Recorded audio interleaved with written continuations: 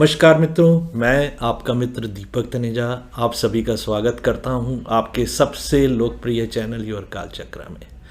मित्रों, आज मैं वासुमती योग के बारे में आपसे चर्चा करने वाला हूं। मित्रों, वासुमती शब्द का अर्थ भूमि अथवा गोल्डन मून, और इंग्लिश में अगर मैं इसको और सरल शब्दों में व्याख्या करूं तो इसका मतलब होता है गिवर ऑफ वेल्थ, यानी कि जो अबंडेंस में आपको, यानी बहुत अधिक मात्रा में आपको संपत्ति दे, इसका अर्थ ये होता है। अब प्रश्न ये उठता है कि ऋषियों ने इस योग का ये नाम क्यों रखा, अर्थात उनके मत के अनुसार ये वेल्थ देने वाला योग है। मित्रों, ये योग हमारी लगन कुंडली के उप 6 भावों में, यानी कि 3, 6, 10 और 11, जो हमारे लिए ग्रोथ देने वाले भाव होते हैं, रेमेडीज देने वाले भाव होते हैं, ये चारों भाव हमारे लिए इस प्रकार से अबंडेंस में सफलता देते हैं, लेकिन मेहनत और संघर्ष के बाद। उन भावों में अगर हमारे शुभ ग्रह अर्थात गुरु, शुक्र और अफ्लिक्शन से बाहर निकला हुआ, यानी कि किसी प्रकार के भी पाप प्रभाव में नहीं होने वाला बुध ग्रह, और चंद्रमा जो पूर्णिमा की तरफ बढ़ रहा हो, यानी कि ऐसा चंद्रमा जिसमें बल की अधिकता होती है, यानी तो ऐसे योग से हम अपनी कुंडली में अगर बनने वाला ये योग है, शास्त्रों के अनुसार ये एबंडेंस ऑफ वेल्थ देगा। इसके साथ साथ ऐसे व्यक्ति में विपरीत परिस्थिति में झेलने की स्थिति होती है, विपरीत परिस्थिति में आगे बढ़ने की स्थिति होती है, समाधान निकालने की आदत होती है, और अपने लिए नए नए मार्ग ढूंढना, धन का संचय करना, धन कमाने के नए नए तरीके ढूंढना, ऐसे बताए गए हैं। चंद्रमा से भी ये योग बन सकता है। अगर उप 6 भावों में, यानी चंद्रमा से बनने वाले तीसरे, छठे, 10वें और 11वें भाव में अगर ये ग्रह हों, फिर मैं रिपीट करूँगा, चंद्रमा पीड़ित नहीं होना चाहिए, चंद्रमा वीक नहीं होना चाहिए, उसके साथ साथ तीसरे, छठे, 10वें और 11वें भावों में जो ये 3 शुभ ग्रह, ये भी पाप प्रभाव में नहीं होने चाहिए, तो ये योग बनता है। पर व्यवहारिक दृष्टि से जो मेरा अनुभव है वो ये कहता है कि किसी भी योग के तभी शुभ फल निकलते हैं जब जिन योगों को बनाने के लिए यहाँ पर हम भावों का महत्व ज़्यादा ले रहे हैं, जबकि कुंडली में राशियां, ग्रह और अन्य भाव भी हैं जो अनुपचय भाव होते हैं, उनके स्वामियों का भी इन प्लैनेट्स के साथ अगर कोई संबंध बन रहा है तो वो रिजल्ट की मात्रा को परिवर्तित करते हैं।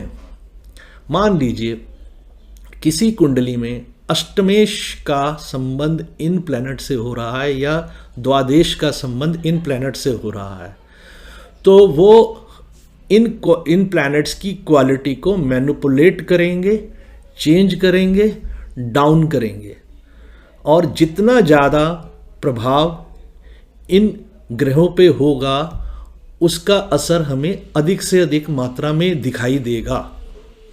दूसरी बात मित्रों, कि कोई भी ग्रह तभी शुभ रिजल्ट देता है जब वो कुंडली में योग कारक या शुभ भावों का स्वामी हो, और अगर कोई अकारक ग्रह इस प्रकार से तीसरे और छठे में बैठा है तो वो उतना बुरा नहीं होता है। तो हमें बड़ी सारी चीज़ों का ध्यान रखना है। मित्र कत्री, शुभ कत्री, पाप कत्री, नीच राशि में बैठा हुआ प्लैनेट, उच्च राशि में बैठा हुआ प्लैनेट, सब राशि का प्लैनेट, मित्र राशि का प्लैनेट, एवं दृष्टियों को भी हमें विचार करना है। उसके बाद हम किसी भी फाइनल रिजल्ट पर पहुंचेंगे। पर सामान्य तौर पर अगर ये योग किसी की कुंडली में अच्छे स्थिति में बना हुआ है तो ये हमें किस किस प्रकार के शुभ रिजल्ट देगा मैं उसको बताता हूँ।